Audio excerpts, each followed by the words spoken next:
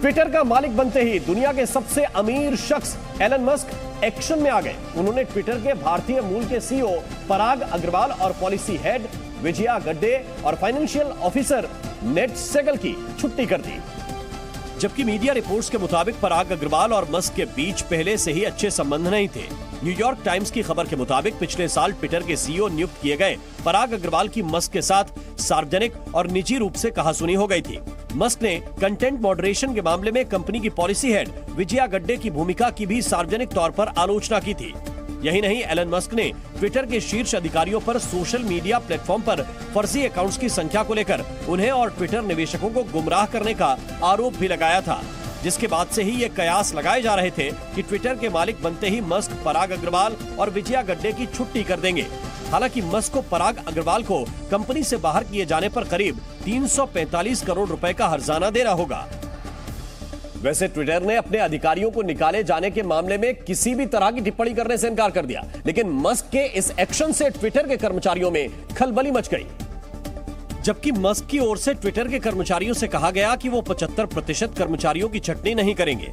पहले इस तरह की खबरें थी कि मस्क ट्विटर कर्मचारियों में से 75% यानी करीब 5600 कर्मचारियों को निकाल देंगे। टेक क्रंच की रिपोर्ट के अनुसार मस्क ने पहले ही ट्विटर मुख्यालय का दौरा किया था और कर्मचारियों को साफ कर दिया था कि वो इतने लोगों को नौकरी से नहीं निकालेंगे। ट्विटर के अधिग्रहण को लेकर मस्क कई महीनों से किंतु परंतु में उलझे हुए थे, लेकिन अमेरिकी कोर्ट ने उन्हें शुक्रवार तक ट्विटर का अधिग्रहण पूरा करने की डेडलाइन दी थी, जिसके बाद 44 अरब डॉलर चुकाकर एलन मस्क ने ट्विटर को खरीद लिया। ट्विटर डील को फाइनल करने से पहले मस्क ने एक लेटर लिखा जिसमें उन्होंने ट्विटर को खरीदने की वजह बताई। जबकि डील होते ही उन्होंने एक ट्वीट भी किया। ट्वीट में उन्होंने लिखा कि पक्षी आजाद हो गया। मस्क के हाथों में आने के बाद ट्विटर कितना आजाद होगा इसका पता तो आने वाले वक्त में ही चलेगा, लेकिन मस्क के आते ही कई तरह के बदलाव नजर आने लगे। जैसे एडिट बटन फीचर जुड़ गया। हालांकि इसका इस्तेमाल अभी सभी यूजर्स नहीं कर सकते, सिर्फ ब्लू टिक वाले ही इसका इस्तेमाल कर सकेंगे। वहीं ट्विटर को एक सुपर ऐप की तरह विकसित करने का काम भी जल्द शुरू होगा। इसे चीन की वी चैट की तरह बनाया जाएगा। वैसे ट्विटर की डील को पूरा करने के लिए मस्क ने खुद के करीब 27 बिलियन डॉलर खर्च किए, जबकि बाकी बची रकम इन्वेस्टमेंट फंड और बैंक से लिया गया कर्ज से। ब्रिटेन में अब किंग चार्ल्स की फोटो वाले सिक्के और नोट चलेंगे। ब्रिटेन में क्वीन एलिजाबेथ के निधन के बाद अब किंग चार्ल्स की फोटो वाले सिक्के और नोट चलेंगे। ब्रिटेन के रॉयल मिंट ने किंग चार्ल्स की तस्वीर के साथ नए सिक्के तैयार करना शुरू कर दिया है। उत्तर कोरिया के तानाशाह किम जोंग उन ने आज फिर मिसाइल परीक्षण किया। उत्तर कोरिया ने पूर्वी सागर की ओर 2 बैलिस्टिक मिसाइलें दागी। इस परीक्षण के बाद उत्तर कोरिया के जल्द ही परमाणु परीक्षण की भी आशंका जताई जा रही है। ऑस्ट्रेलिया के प्रधानमंत्री एंथनी अल्बनीज ने घरों को बाढ़ से बचाने के लिए 500 मिलियन डॉलर यानी करीब 40,000 करोड़ रुपए खर्च करने का फैसला किया है। इस साल की शुरुआत में आई बाढ़ के कारण ऑस्ट्रेलिया में कई घर बर्बाद हो गए थे। अमेरिका के हवाई प्रांत में ज्वालामुखी विस्फोट की चेतावनी जारी कर दी गई है। वैज्ञानिकों के मुताबिक बीते कई दिनों से ज्वालामुखी में छोटे विस्फोट हो रहे हैं। वहीं आने वाले दिनों में एक बड़ा विस्फोट भी हो सकता है। दिल्ली में छठ पूजा को लेकर जबरदस्त सियासी घमासान छिड़ा है। हर चुनाव से पहले सरकार बनने पर यमुना को साफ करने का दावा करने और उसमें खुद अरविंद केजरीवाल के डुबकी लगाने के वादे की आड़ में इस सियासत को बीजेपी तूल देती दिखी। और इसी की झलक तब मिली जब बीजेपी के सांसद परवेश वर्मा यमुना किनारे हो रही हलचल का जायजा लेने पहुंचे। यहाँ यमुना में झाग को हटाने के लिए दिल्ली जल बोर्ड के अधिकारियों और केमिकल के बड़े बड़े डिब्बों को देखकर उनका पारा चढ़ गया। उनको 8 साल में ध्यान आ रहा है, ये अप्रूव्ड है। बीजेपी सांसद के तेवर पर जल बोर्ड के अधिकारी ने आपत्ति जताई। क्यों गुस्सा कर रहे हैं? एक तो हम यहाँ पे लोगों को मार रहे हो तुम, 8 साल में तुम इसको साफ नहीं कर पाए। सांसद के तेवर से अधिकारी को ठेस लगी तो बहस बढ़ने लगी। आपको कैसा लग रहा है कि लोग मर रहे हैं? बीजेपी सांसद के बात करने के तरीके से विवाद धीरे धीरे बढ़ने लगा। अधिकारी और बीजेपी सांसद के बीच हो रही इस बातचीत से आसपास के लोग सकते में नजर आए। आगे क्या होने वाला है, इसे लेकर वहां मौजूद लोगों की धुकधुकी बढ़ने लगी। हालांकि बात ज्यादा बढ़े नहीं, इसके लिए जल बोर्ड के अधिकारी सफाई पर उतर आए, लेकिन उनके शब्दों में टीस भी झलकी। ये केमिकल एफडीए अप्रूव्ड, ये USFDA से अप्रूव है। इसको पे डाल दो ये केमिकल। इसको NMCG ने भी अप्रूव किया। इसके बाद तो परवेश वर्मा ने आपा खोना शुरू कर दिया। 8 साल में ध्यान नहीं आया, कल यहाँ पे लोग मनाएंगे छठ तो तुम यहाँ पे अपना कर रहे हो ये काम। बेशरम घटिया आदमी, ना यहाँ पे डुबकी लगा सकता, तेरे सर पे डाल दो केमिकल है। इस बहस में जल बोर्ड के अधिकारी ने केमिकल पर आपत्ति होने पर वाजिब मंच पर इसकी शिकायत करने की सलाह परवेश को दी, लेकिन तू तड़ाक पर उतरे परवेश तो कैमरे के सामने कुछ अलग ही तेवर में दिखे। राजस्थान के भीलवाड़ा में स्टाम्प पेपर के जरिए लड़कियों को बेचने का मामला सामने आया, जिसके बाद हंगामा मच गया और राष्ट्रीय मानवाधिकार आयोग ने राजस्थान सरकार से जवाब मांग लिया। मामला जयपुर से करीब 340 किलोमीटर दूर पंडेर गांव का है, जहां लड़कियों की खुलेआम नीलामी की बात सामने आई।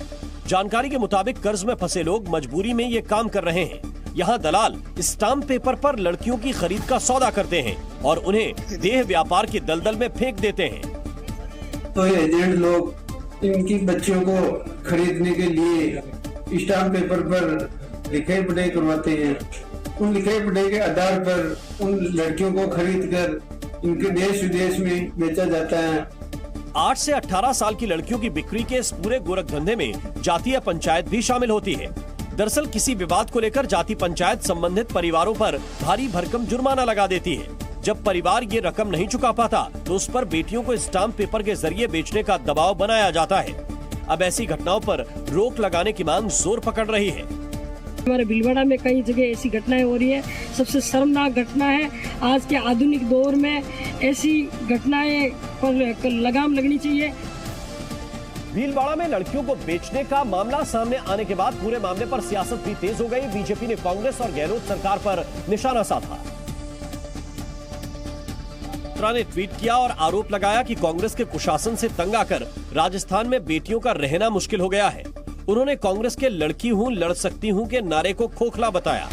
बीजेपी प्रवक्ता शहजाद पूनावाला ने भी कांग्रेस पर हमला बोला और आरोप लगाया कि गहलोत सरकार की प्राथमिकता सिर्फ सत्ता बचाने की है। आज राजस्थान महिलाओं के लिए सबसे असुरक्षित राज्य बन चुका है। आज राजस्थान बलात्कार के मामले में नंबर 1 हो चुका है। ये इसलिए क्योंकि गहलोत सरकार की प्राथमिकता बेटी बचाओ नहीं, केवल सत्ता बचाओ है, अपराधी बचाओ है, बलात्कारी बचाओ। पूरे मामले पर राजस्थान सरकार ने चुप्पी साध ली और कहा कि जांच के बाद ही बयान दिया जाएगा। तो क्या मामला है, सच्चाई क्या है, सामने आने दीजिए। जांच का विषय पूरी जांच कराएंगे, जब सच सामने आएगा उसके बाद सरकार अपना बयान देगी। रूस के राष्ट्रपति व्लादिमीर पुतिन यूक्रेन से जंग के बीच भारत के साथ रिश्तों को और मजबूत करने की कोशिश करते नजर आए। उन्होंने वाल्डाई डिस्कशन क्लब में अपने वार्षिक संबोधन में प्रधानमंत्री नरेंद्र मोदी की जमकर तारीफ की। इस दौरान उन्होंने कहा कि भारत में पीएम मोदी के नेतृत्व में बहुत कुछ किया गया है। साथ ही पुतिन ने पीएम मोदी को असली देशभक्त भी कहा। Многое сделано за последние годы под руководством премьер-министра Моди. Он, безусловно, патриот своей страны, и вот это его... यही नहीं, रूस के राष्ट्रपति व्लादिमीर पुतिन ने प्रधानमंत्री नरेंद्र मोदी के मेक इन इंडिया इनिशिएटिव की भी तारीफ की। Дело в Индии, он имеет значение и экономический, и моральный. Индия сделала огромные шаги в своем развитии. इसके अलावा उन्होंने भारत और रूस के बीच संबंधों को बेहद खास बताया। С Индией никогда не было никаких, я хочу это подчеркнуть, никогда и никаких сложных вопросов. Мы всегда только поддерживали друг друга. Так происходит сейчас, уверен, так будет происходить и в будущем. रूस ने 24 फरवरी को यूक्रेन पर आक्रमण किया था और दोनों देशों के बीच जंग अब भी जारी है। हालांकि इस मुद्दे पर भारत अब तक निष्पक्ष ही रहा है। हालांकि अमेरिका समेत कई पश्चिमी देशों के ऐतराज के बाद भी रूस के साथ भारत अपने संबंधों को लेकर पीछे हटने को तैयार नहीं है, बल्कि इसे और मजबूत करने के विदेश मंत्री एस जयशंकर रूस जाएंगे, जहां 8 नवंबर को वो अपने रूसी समकक्ष सर्गेई लावरोव से मुलाकात करेंगे, जिसकी जानकारी खुद रूसी विदेश मंत्रालय ने दी और कहा कि दोनों नेता रूस और भारत के संबंधों के अलावा इंटरनेशनल एजेंडे पर भी बात करेंगे। हालांकि इस यात्रा को लेकर अब तक भारत की ओर से कोई आधिकारिक बयान सामने नहीं आया है, लेकिन कयास लगाए जा रहे हैं कि जयशंकर की ये यात्रा थोड़ी लंबी होगी। जबकि इसके अलावा रूस और भारत के संबंधों को पुख्ता करने की एक कोशिश G20 देशों के सम्मेलन में भी हो सकती है। पीएम मोदी और व्लादिमीर पुतिन इंडोनेशिया के बाली में आयोजित हो रहे G20 समिट में मुलाकात कर सकते हैं। वैसे रूस पूरी कोशिश कर रहा है कि भारत के उसके संबंध अच्छे रहें, क्योंकि उसे दिक्कत तो पश्चिमी देशों से है जो यूक्रेन का समर्थन कर रहे हैं और रूस पर प्रतिबंध लगाकर उसे कमजोर करने की कोशिश कर रहे हैं। यही वजह है कि वर्ल्डाई डिस्कशन क्लब में वार्षिक संबोधन के दौरान व्लादिमीर पुतिन ने पश्चिमी देशों को आड़े हाथों लिया। उन्होंने कहा कि पश्चिमी देश रूस के सहयोगियों और तटस्थ देशों को भी भड़काने की कोशिश कर रहे हैं। Я уже говорил о том, что вот этот диктат западных стран, их попытка надавить. यही नहीं, संभावित परमाणु युद्ध को लेकर भी पुतिन ने बड़ा बयान दिया। उन्होंने कहा कि रूस का यूक्रेन पर परमाणु हमला करने का कोई इरादा नहीं है। У нас мы ведь инициативно ничего никогда не говорили по поводу.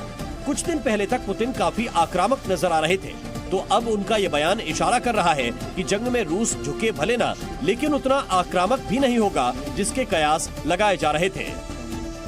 राजस्थान के नाथद्वारा में दुनिया की सबसे ऊंची शिव प्रतिमा का कल यानी 29 अक्टूबर को लोकार्पण किया जाएगा। शिव की इस विशाल प्रतिमा की ऊंचाई 369 फीट है। कहा जा रहा है कि मौसम साफ रहने पर यह प्रतिमा 20 किलोमीटर दूर से ही दिखाई देगी। यह प्रतिमा 10 साल में बनकर तैयार हुई है और इसे बनाने में 50,000 कारीगरों और मजदूरों की मेहनत लगी है। शिव की इस प्रतिमा को बनाने में 3000 टन स्टील और 2600 टन लोहा लगा है, जबकि 2.5 लाख क्यूबिक टन कंक्रीट और रेत का इस्तेमाल किया गया है। शिव की प्रतिमा के ऊपर से दर्शन करने के लिए इसमें 4 लिफ्ट लगाई गई हैं, जिनकी मदद से श्रद्धालु 351 फीट तक की ऊंचाई तक का सफर कर सकते हैं। साथ ही 270 फीट की ऊंचाई पर कांच का पुल बनाया गया है, जहां से बाहर का नजारा देखा जा सकेगा। शिव की इस प्रतिमा को स्टैच्यू ऑफ बिलीफ यानी विश्वास स्वरूपम का नाम दिया गया है। प्रतिमा के निर्माण से जुड़े लोगों का दावा है कि ये 250 किलोमीटर प्रति घंटे की रफ्तार से चलने वाली आंधी को झेल सकती है। 29 अक्टूबर को पूरे विधि विधान के साथ कथावाचक मोरारी बापू इस प्रतिमा का उद्घाटन करेंगे। 9 दिन चलने वाले कार्यक्रम में 20 देशों के कलाकार और प्रतिनिधि भी शामिल होंगे। सरकार की तमाम कोशिशों के बावजूद पंजाब में अब भी पराली जलाई जा रही है। पंजाब के कई इलाकों में किसान अब भी पराली जला रहे हैं। अमृतसर और लुधियाना के बाद अब पंजाब के बठिंडा से भी पराली जलाने के कई मामले सामने आ रहे हैं। मुंबई के कुर्ला वेस्ट इलाके में एक झुग्गी में सिलेंडर ब्लास्ट के बाद बस्ती की कई झुग्गियों में आग लग गई। दमकल की 4 गाड़ियों की मदद से आग पर काबू पाया गया। हरियाणा के पंचकुला में तेंदुआ दिखने से हड़कंप मच गया। जंगली जानवर से बचाव के लिए खेत में जाल लगाया गया था। सूचना मिलने पर विभाग की टीम ने मौके पर पहुंचकर तेंदुए को रेस्क्यू किया।